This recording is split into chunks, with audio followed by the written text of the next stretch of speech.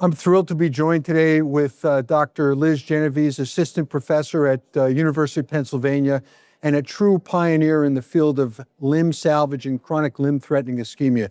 Liz, thanks for joining me today. Thank you for this opportunity. I understand you've got a case to show us. Yes, we're going to talk about one of my very early experiences, actually my very first case with SEISMIQ, kind of put it to the test. So these are my disclosures. So we're going to talk about, he's a 71-year-old male, history of end-stage renal disease, diabetes, already the comorbidities to know we're going to be dealing with some calcific disease.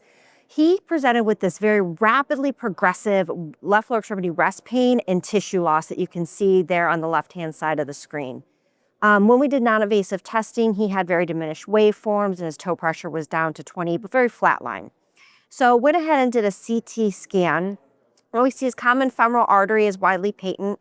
And as we start to get down into the SFA, we start to see some concentric and eccentric calcific disease.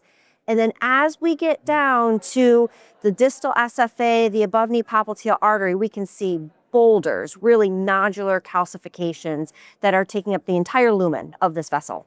And then as we continue to come down, a nice above knee pop kind of target, some circumferential calcium, but a patent target. So when I started to think about what type of modification I wanted for this, I immediately thought of SEISMIQ. And there was going to be two reasons. And one is the ability to directionalize the therapy. In this situation, I know that there's eccentric, there's very nodular calcium. I'm probably going to cross this in a dissection plane. So I know I'm going to want to try to take my energy in one form or another. And you can see here on the screen that with the emitters, we can actually see the ways that we can directionalize the therapy. So if my markers are right on top of each other and I'm just seeing one, I know that energy is going to be maximum in the AP direction of my II. If they're maximally apart from each other, I know it's going to be perpendicular. And so in that way, I can line up certain emitters with my eccentric and nodular calcium because I know this is going to be a slog with that calcium that we're dealing with. So here's our first angiogram. And you can see based on the proximal SFA as we expected, doesn't look too diseased. We have a long CTO, some calcification, and our below knee pop is patent with a little bit of disease after that. And so here's my crossing. And this is the very typical crossing of it is incredibly calcified. You immediately upsize to an 035 system. And we can't even get my catheter past half of this lesion, and we actually have to use balloon assistance to get us through that. We're in a dissection plane. You can see on the far right-hand side, I have to use a 4-millimeter balloon just to kind of get a little bit of purchase to get my wire through that dense calcification.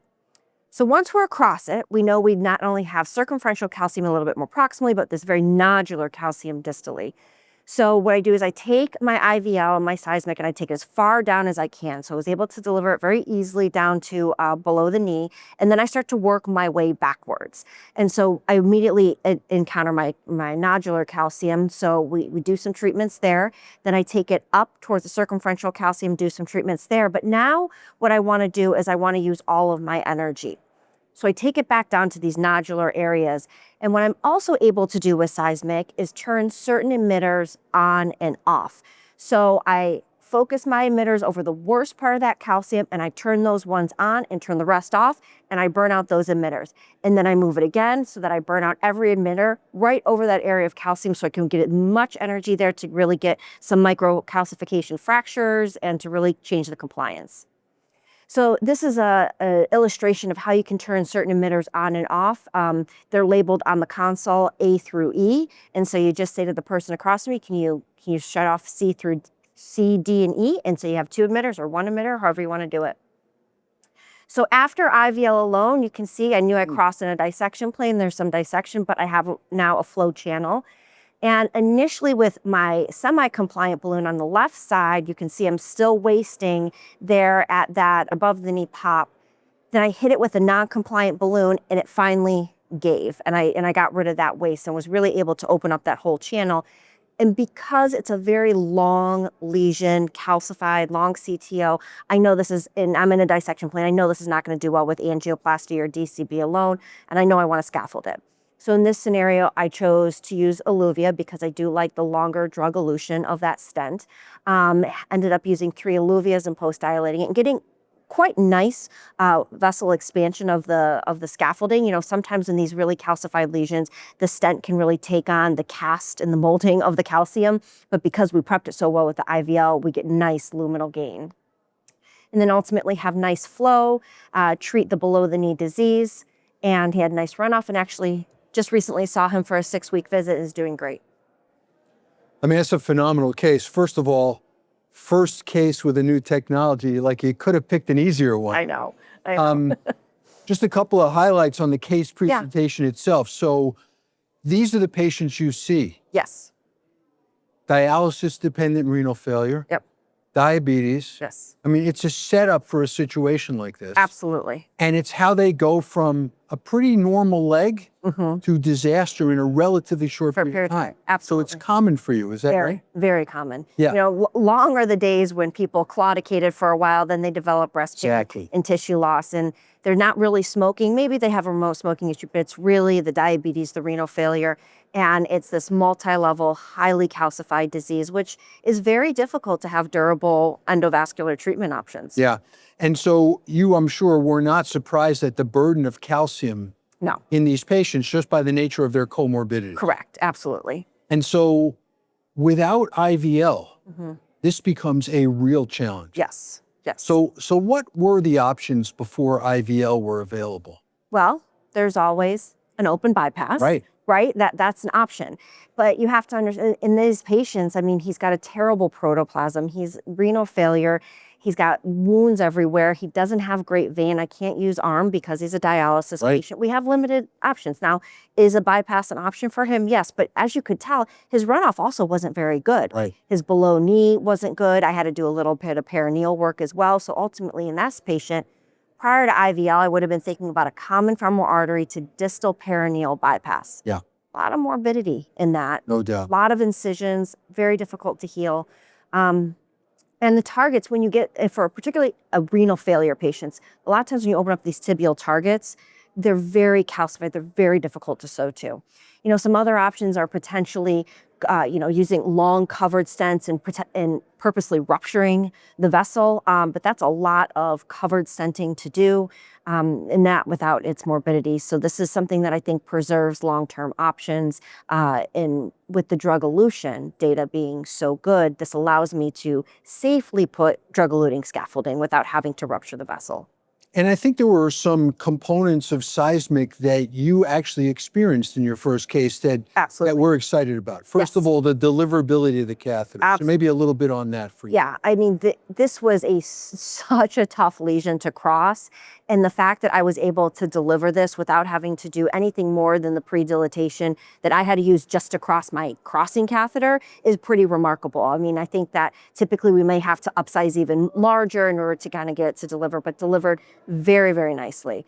I think that, but what I really, really liked about this was the ability to really focus my energy on the areas that I knew was going to be the most difficult to expand. Because ultimately, if I couldn't get that distal SFA above knee pop to really open, I'd be nervous to put scaffolding there, right? Because if I can't get my scaffolding to open up and I can't get some sort of luminal gain, I know my durability is not going to be great. So I could burn out all of my emitters in one specific area. I wasn't wasting it above it or below it, and really able to utilize the directionality of it to really kind of pulverize that calcium.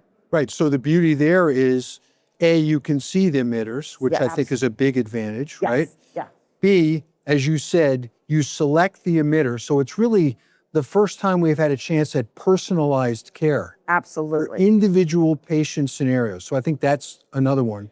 And then the directionality. So you can choose the emitter, you can see it. Yes. But if you can direct the energy directly to it, I mean, this seems like the trifecta. Absolutely. And we've gotten so comfortable with IVL. Now it's time to really be thoughtful and very scientific about how we're delivering all of this energy. And we have the capability to do that. Yeah. I think the fidelity of laser-based IVL is quite remarkable. You know, there's benchtop data to indicate not only do you keep the durability of the energy all the way through the catheter, but that the pulses that are being delivered are very consistently the same. And so you're not getting variability of the energy delivery because the laser fibers are so much more reliable and consistent throughout the catheter. Yeah. And maybe you commented a little bit about how you select drug-elution as the definitive treatment once you've modified the plaque and the calcium. Yes. So just a quick thing on your algorithm for whether you use DCB, DES. How do you think about that? Yeah, of course. So I think that there is a preponderance of really robust evidence, real-world data, randomized controlled trials that just support how much more effective drug-elution is, whether it's DCB or stenting, compared to interventions without drug. We have True PTX, which demonstrates in a very massive real-world data population, over 5,000 patients, that when you use drug-elution compared to no drug-elution, you're reducing amputation rates, you're reducing hospital readmissions. So on a global level, what do patients care about? They keep their legs, they don't go back into the hospital. We know that's associated with drug-elution. When we start to look at more granular data, randomized controlled trials doing head-to-head, we also see the superiority of drug-elution. One of the studies that I think is a very elegant study that speaks to me in my patient population is the sports trial. It's a 1-to-1-to-1 randomization of DCB with bailout stenting, bare metal stenting versus drug-eluting stenting, specifically with Eluvia, in complex lesions, not task A or B lesions. These are task C and D lesions. The majority of them, I think over 75%, had bilateral wall calcification, severe calcification, and the majority of them also had CTOs, long lesions, like on the average of 150 to 200. So these are the real world lesions. This is this patient, right? And what we see is that drug-eluting stenting is far superior to either of the other two arms at 1 year and at 2 years. And compared to bare metal stenting alone, the overall patency rate at 2 years is almost double with drug-eluting stenting compared to bare metal stenting. And actually the DCB arm with bailout stenting outperforms the bare metal stenting. So again, all of this supporting that drug-elution really does play a role. We want to get these patients healed, but we also want to keep it as a durable option, right? And if I can have these primary patency rates out to 2 to 3 years, I mean, that's a win in these kind of very sick, comorbid patients. Yeah, and I think sports was a trial that I'm not accustomed to seeing. First of all, we don't see head-to-head randomized trials very often. No, not a lot. We certainly don't see 3-arm head-to-head Correct. trials. And then at 1 year, every patient got an angiogram. Yeah. So you had the most specific finding of patency. Yeah. And Eluvia had late lumen loss of 0.4 millimeters, basically didn't really exist. Exactly. I thought the other big thing out of that was that the bailout stent rate with the DCB arm was 60%. Yes. Maybe a word on that. Yeah. I mean, I think it goes to show you that these complex lesions, having a leave nothing behind approach in these more complex lesions really isn't the right approach to it, because you cross it, you DCB it, and you still see significant residual stenosis, flow limiting dissections you don't feel comfortable leaving behind. And so it's been anecdotally, I've learned this over my practice, that patients are going to do better when you scaffold them in these long lesions. But this is to support that in these types of situations, a primary scaffolding, particularly with drug-elution, is really going to be the optimal outcome for your patients. Well, we're excited about the future of IVL technology now with truly personalized intravascular lithoplasty, where you have a deliverable catheter, emitters that you can see, emitters that you can select for those really tough recalcitrant calcified lesions, emitters that you can direct the energy to, and you get outcomes like you saw. Yeah. Thank you so much for your expertise and for joining us today. Appreciate the opportunity.